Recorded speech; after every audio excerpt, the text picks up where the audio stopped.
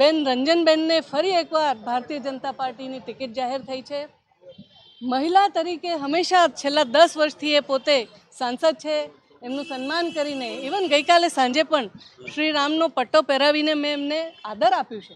હું પાર્ટીનું સન્માન કરું છું. પણ આખી રાત અને અત્યાર સુધી મારો માયલો, મારી જમીર મને એવું કહે છે કે મારી પાર્ટીને જો માનનીય મોદીજી સુધી વાત ન પહોંચતી હોય, માનનીય અધ્યક્ષજી પ્રદેશ સુધી કે ઉપર સુધી વાત ન પહોંચતી હોય, તો આમે પાર્ટીમાં જો અમારા જેવા કેડર બેઝ કાર્યકર્તાઓ દુઃખી છે અને મને જે રીતના વાત કરી રહ્યા છે છેલ્લા ઘણા વખતથી, તો મારે પોતાને મારું જમીર એવું કહે છે કે મને મારા વડોદરાવાસીઓ જે કહે એ જ મારે કરવું જોઈએ. અને પાર્ટી અને આપ સૌ જાણો છો કે છેલ્લા ઘણા વખતથી વિકાસ માટેની જે મૂડી જોઈએ એમાંથી ઘણી બધી મૂડી ક્યાં જતી રહે છે અને હું એ બાબતે દુઃખી છું. અને એટલા માટે આપ સૌ સમક્ષ વિકાસની મૂડી એટલે ભ્રષ્ટાચારની વાત કરો. હું એમ કહેવા માંગુ છું કે જ્યાં જ્યાં પણ જે લોકોએ જે કર્યું છે, આપ સૌ ઇન્વેસ્ટિગેશન જર્નાલિઝમના લોકો છો, તમે સારી રીતે શોધી કાઢશો. હું પોતે વિચારધારાની દૃષ્ટિએ ભારતીય જનતા પાર્ટીની વરેલી સનિષ્ઠ કાર્યકર્તા છું. રાષ્ટ્રીય ઉપાધ્યક્ષ છું મહિલા મોરચાની. પ્રવક્તા તરીકે પણ અત્યારે મધ્ય ઝોનની વાત કરું છું. પીસી લેવા હમણાં જ ગયા અઠવાડિયે હું મહીસાગર ગઈ હતી. અને સાથે સાથે અધ્યક્ષજી કે કોઈના તરફે મને નારાજગી નથી. અમારા મોદી સાહેબ મારા આદર્શ છે. ફરી એકવાર કહું, અમિતભાઈ કે કોઈના તરફ મારી નારાજગી નથી. પરંતુ આ બેનને ત્રીજી તમ ટિકિટ આપવામાં એવી તો કઈ અનિવાર્યતા છે? એવું તો તમને વડોદરા પાસે શું જોઈએ છે કે તમને આને આ જ જંકો છો? વ્યક્તિ તરીકે as a doctor I am not against anybody else, not a single person, but I want to ask, મારે પૂછવું છે કે એવી કઈ અનિવાર્યતા છે કે ત્રણ ટર્મ સુધી કોઈ સ્ત્રી હઠને આપણે માની લેવી પડે? તો હું એ સ્ત્રી છું, અને મેં 28-30 વર્ષથી ભારતીય જનતા પાર્ટીનું નિષ્ઠાથી કામ કર્યું છે. મારા મેયર કાળ દરમિયાનમાં કોઈ પણ જગ્યાએથી કોઈ પણ કરપ્શન મારે ન કરવું જોઈએ એવી હું માન્યતા લઈને નીકળી અને એ જ વાતને પકડી રાખી. મારે આજે વડોદરા શહેરને જે તમે બધા ઝંખો છો એ જ આગ મારા દિલમાં પણ છે. આઈ want to have sum development in this city and I am the person who is really eligible. હું એલિજિબલ નથી એવું કોઈ મને કહે, મારો બાયોડેટા બતાડું. મારી પબ્લિક લાઈફ છેલ્લા 30 વર્ષથી એકદમ સક્રિય છે. મારી પબ્લિક લાઈફની અંદર મેં પોતે ઇન્ડિપેન્ડન્ટ ડાયરેક્ટર તરીકે કામ કર્યું છે, શહેરના મેયર તરીકે.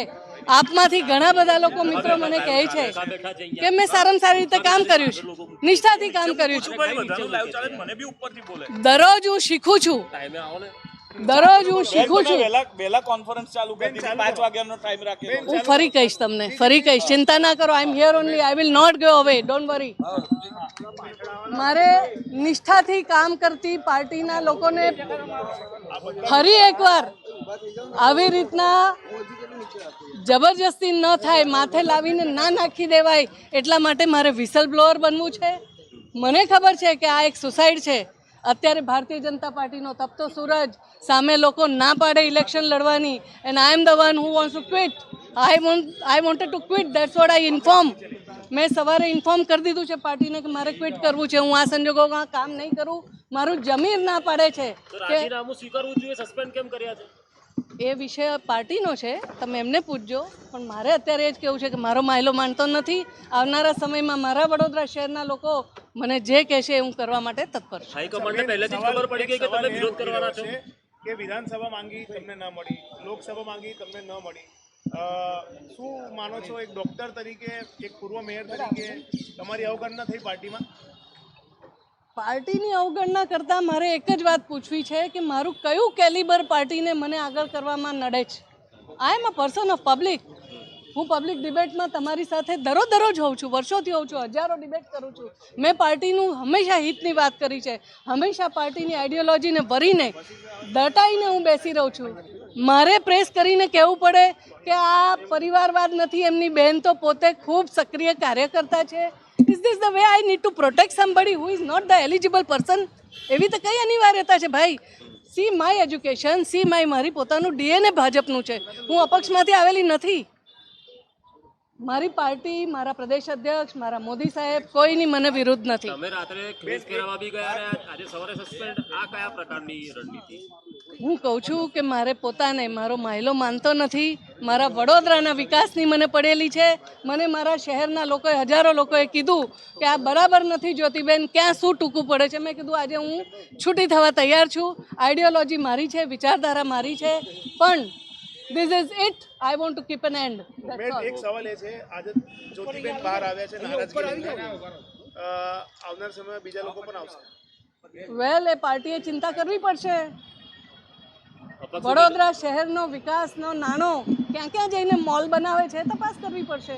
અચ્છા, અપક્ષ ઉમેદવારી બીજા લોકો કરશો? પણ છે, નારાજગી દર્શાવશે બીજા લોકો. It is parties headache. અપક્ષ ઉમેદવારી કરવાના જ્યોતિબેન, લડવાના છો? અત્યારે મારો વડોદરા શહેર મને જે કહેશે હું કરીશ. કોઈ જગ્યાએ જોડાવાના છે? અત્યારે મેં એ બધું ડિસાઈડ નથી કર્યું. આજે મારો માયલો, મારું જમીન, I don't feel comfortable to work like this. તમે કોઈ મોલની મને આ ફરીને ત્રીજી વાર તમે એવા કેન્ડિડેટને ટિકિટ આપો છો કે જેને આખું શહેર પસંદ નથી કરતું. તમે હજારો લોકોને પૂછશો, તમે પોતે પૂછજો ને ભાઈઓ, તમે તો જર્નલિઝમ કરો છો. મોલની વાત કરી રહ્યા છો, કયો મોલ? તમે જર્નલિસ્ટ છો ને, તમને ખબર છે. કોઈ ઈશારો તો કર્યો જ છે ને? તમે શોધી કાઢો, જણાવો. પાર્ટીએ સસ્પેન્ડ કર્યું દુઃખ, આટલા વર્ષથી તમે રહ્યા, હજુ તમારી પ્રેસ કોન્ફરન્સ શરૂ થાય એના પહેલા સસ્પેન્ડ કર્યા. કરવું પડે ને. I want to speak something which is not good for party. હું સોશિયલ હેલ્થની વાત કરું છું. હું ડૉક્ટર છું. સમાજની સ્વાસ્થ્ય, હું પોતે અત્યારે 57-58 વર્ષની થઈ. છેલ્લા 28-30 વર્ષથી સાહેબ હું મહિલા તરીકે જે કામ કરું છું ને, હું આખા દેશનો પ્રવાસ મારા પરિવારને મૂકીને કરું છું. મારી પોતાની લાયકાત વધારવા માટે હું ભણું છું, હું અભ્યાસ કરું છું. અરે સાહેબ, હલો, પાર્ટીમાં રહેવા માટે નાનામાં નાનો અદનો કાર્યકર્તા બિચારો ઘસાઈ જાય છે. મને ખબર છે કે આ બધું જ જે કામ નાનામાં નાનો કાર્યકર્તા હોય છે એ ડરમાં ને ડરમાં કરે છે. Is this the way we want to be fearful? ડરમાં છે કાર્યકર્તાઓ, ડરીને રહી રહ્યા છે અત્યારે. ઘણી બધી જગ્યાએ કાર્યકર્તાને ટેન્શન હોય છે કે સારું આપણને સસ્પેન્ડ કરશે, પણ આજે મેં તો સવારથી કહી દીધું છે કે I am quitting this party, I will quit. અને એમાં મને આઈડિયોલોજી સાથે નિસ્બત નથી. મારા પ્રદેશ અધ્યક્ષ, મારા મુખ્યમંત્રી, જય શ્રી રામ, મારા વડાપ્રધાન, મારું આઈડિયોલોજી, મારા આદર્શ, મારા અમિતભાઈ, મારો આદર્શ.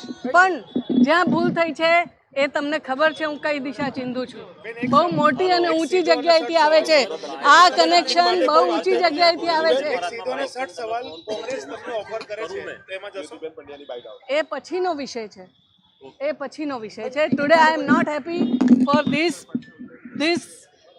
The way party is handling. અને તમને કોઈ બીજું કાર્યકર્તા નથી મળતું ભાજપનું. ટિકિટ માટે કોઈ ચર્ચા થઈ હતી? તમને કોઈ તમારો અભિપ્રાય લીધો હોય અથવા તમારી સાથે વાત થઈ હોય? ઘણી બધી ચર્ચાઓ થાય સાહેબ, પણ ઉપર મોદી સાહેબ સુધી, અમિતભાઈ સુધી પહોંચે છે કે નહીં મને તો એ સમજાતું નથી. અમે લોકો નિષ્ઠાથી વાત કરતા હોય છે, અમારા પાર્ટીના લોકો પણ ચર્ચા કરતા હોય છે, અમારા પાટીલ સાહેબ બી કહેતા જ હશે ઉપર સુધી બધી વાત, પણ આ કેમ નથી પહોંચતું ઉપર સુધી? અથવા તો એવી રીતે કંઈ કમ્પલ્ઝન આવી જાય છે, આઈ એમ નોટ શ્યોર.